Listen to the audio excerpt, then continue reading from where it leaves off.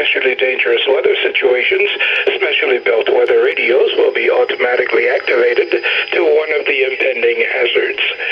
Tests of these radios and the warning system will be conducted by the National Weather Service every Wednesday between 11 a.m. and noon.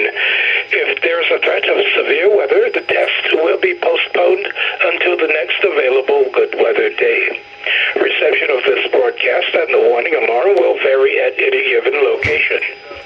This variability, normally more noticeable at greater distances from the transmitter, will occur even though you're using a good quality receiver in perfect working order. To provide the most consistent warning service possible, the warning alarm will be activated only for warnings and selected watches affecting the listening area.